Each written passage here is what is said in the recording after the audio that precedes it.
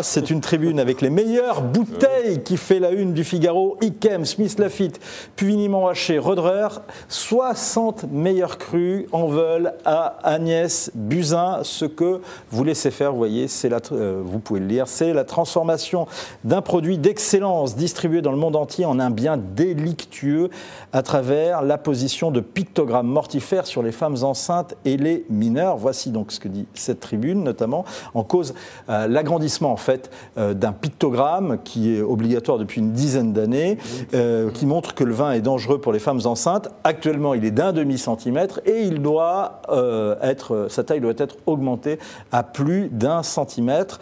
Une signalétique lugubre, mortifère, qui nous associe à des substances mortifères, disent donc les auteurs de la tribune. Bref, le ruinard blanc de blanc associé au LSD. Voilà en tout cas la justification de la ministre. Je crois que les femmes enceintes ne savent pas qu'aujourd'hui l'alcool passe directement le placenta et vont alcooliser le bébé. Ça ne viendrait à l'esprit de personne de mettre de l'alcool dans un biberon. Or, quand on boit de l'alcool et qu'on est enceinte, eh bien, on nourrit son bébé, son fœtus, d'alcool. Et donc, je pense que là, il y a une... Voilà, donc sur toutes les bouteilles de vin, il y aura un pictogramme femme enceinte qui existe déjà, qui est tout petit, mais qui sera que personne ne connaît, qui sera plus grand. Nous négocions. Hervé Nathan, alors là, ça vous met de l'ambiance. Hervé Nathan, vous êtes vin ou Buzyn ? Je suis vin et Buzyn, et je pense que Mme Buzyn... Ah non, il n'y a pas de en même temps. C'est point de vue, on prend un point de vue. Ici, pour cette fois, sur ce sujet-là, c'est Mme Buzyn qui a raison, pour deux raisons. D'abord, je suis allé voir sur le site Figaro.santé. Parce que je n'étais pas très... et le Figaro.santé... Excellente habitude. Excellent, voilà, et donc qui est un site très sérieux, dit exactement ce que dit Madame Buzyn, et donne tous les arguments de Madame Buzyn.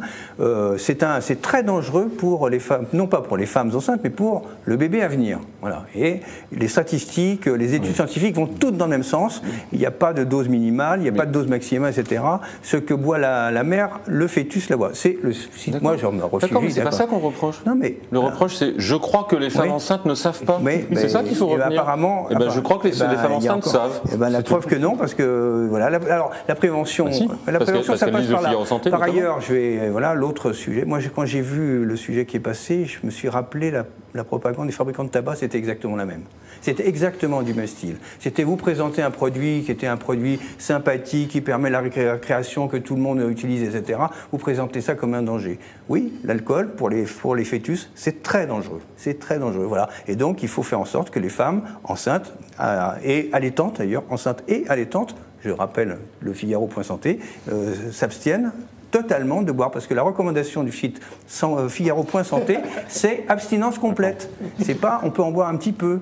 Non, c'est zéro. Voilà. Et donc moi, je lis, en tant que lecteur du Figaro.santé.fr, je trouve que il faut voilà. Je vous propose d'élargir votre lecture au Figaro Magazine et donner la parole à son directeur adjoint. Moi, je propose que les femmes enceintes soient interdites de lecture de certains ouvrages, je sais pas quoi, de Rabelais, de Balzac, de Flaubert, soient interdites de regarder certains tableaux où on voit des bouteilles où il n'y a pas de picto disant que les femmes enceintes ne doivent pas avoir de vin. On est quand même dans une société avec ce principe de précaution qui vient d'être inscrit dans la Constitution, mais qui prend une ampleur démesurée, parce que c'est très bien, mais on arrête tout le curseur de dire que le vin est dangereux pour les femmes enceintes. Il faut le mettre partout, à ce moment-là, partout. Oui. D'accord, dans la littérature, dans les arts, dans le cinéma. On peut faire un film comme Cédric Lapiche. Par exemple, on est en train d'interdire, on est en train de limiter la vitesse à 80 km/h, et par exemple, on pourrait prendre une mesure qui sans doute ferait baisser nettement la mortalité sur les routes, c'est l'interdiction totale de l'alcool pendant qu'on est au volant. On est à 0,80 g. C'est l'interdiction de la voiture. Non mais arrêtons la voiture, ce sera plus simple. 30% des tués. Vivre tuer. Non, 30% des tués. 30% des tués sur la route. Arrêtons les voitures, vivons dans arrêtons les alcools. Mais il y a des pays où c'est interdit. Il y a des pays où c'est totalement interdit. Voilà. Ça n'empêche pas les gens de boire de l'alcool quand ils ont envie, mais pas en conduisant. Et bien, d'une certaine manière, là, il ne s'agit pas d'interdiction, c'est un pictogramme, c'est une information. Vous êtes contre l'information alors que nous faisons le métier d'informer? Mais vous avez lu cette chronique, je vous livre. Comment on exporte du vin en disant aux gens, attention, n'en buvez pas, c'est une émission des internautes, mais là, je vous le rappelle. Là, vous êtes en train de défendre le lobby des plus gros groupes mondialisés de l'alcool. Parce que les 68 dont on parle, ils font tout leur chiffre d'affaires à l'extérieur du pays. D'ailleurs, leur argumentaire, c'est de dire, laissez-nous participer au festin de la mondialisation, ne nous empêchez surtout pas. Mais les Français, ils peuvent plus se payer ces vins-là. Pour une fois qu'on y participe. Le le château Yquem, personne ne peut en boire en France, ou quasiment pas. Oui, donc les femmes enceintes, vous reconnaissez les femmes enceintes des grands crus. Vous défendez les profits au dépens de la santé publique. Ah si. Je veux bien croire qu'il y a quelques femmes enceintes. La réponse du camarade de Vecchio. Non, mais je veux bien croire qu'il y a quelques femmes enceintes qui ne sont pas au courant. Voilà. À ce moment-là, il y a un gros problème d'éducation quand même. C'est un problème de civilisation, et c'est pas la taille du pictogramme qui va le résoudre, et encore moins sur les grands crus, parce que franchement, donc ça ne fait rien aux grands crus. Vous croyez vraiment que les grands crus ça va faire quelque chose? Mais je pense pas que les femmes qui ne savent pas que c'est dangereux consomment des grands crus. Et après, c'est vrai que c'est agaçant parce que ça fait peut-être moins mal.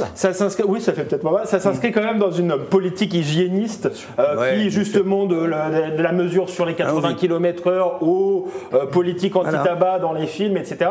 Et donc voilà, c'est la politique réduite à la taille du pictogramme. Je pense que les politiques sont impuissants à résoudre les vrais problèmes où on choisit de rééduquer les gens. Arrêtez par le lobby du vin pour dire ce qu'on dit ou c'est notre conviction? On n'est pas payé par le lobby du vin. C'est sûr qu'il est présent à l'Élysée. Vous savez très bien que la conseillère agriculture. On dirait pas.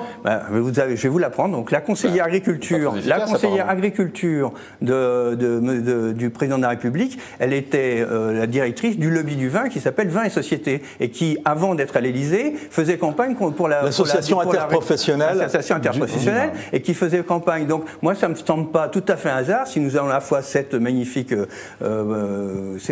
tribune de 64 grands domaines viticoles qui ne vendent quasiment jamais en France parce que c'est trop cher pour le public français, en tout cas pour 90% de la population, et qui, d'ailleurs, si vous regardez l'argumentaire qui est dans votre journal, qu'est-ce qu'ils disent? Ils disent, vous vous rendez compte, nous sommes un produit mondialisé. Ben oui, c'est un produit mondialisé, mais de la santé publique, c'est pas le problème des grands groupes mondialisés. Et qui fait vivre aussi beaucoup de gens, quand même, l'industrie du vin. Et par ailleurs, l'efficacité de votre lobby, il n'a pas l'air très... Les cigarettes, la CETA faisait vendre... La CETA, dans le temps, faisait vivre beaucoup d'ouvriers en France. Hein. C'est pour ça qu'il y a autant de chômeurs. Sans doute. Tout le monde sait que... Mais ça n'a aucun rapport avec le petit viticulteur.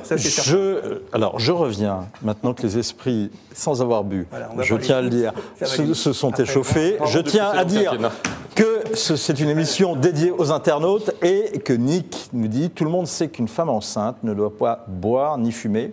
Si les gens sont stupides, c'est du darwinisme. Ça, c'est ce que nous dit. On pourrait faire de Dipat pareil dans la malbouffe, dans ces cas-là. Richard Bouygues, vous n'avez pas eu la parole. Ouais, mais c'était passionnant, donc c'est bien. Et puis j'avais pas de référence de François Hollande, donc j'ai préféré attendre sur ce coup-là. Non, mais là, vous venez de faire une blague à la François Hollande. Non, c'est pas possible. Il est trop fort. Donc je reviens sur. Le débat, en fait, il est intéressant et peut-être plus important qu'on ne le croit. D'abord, je pense que si... Non, très bien.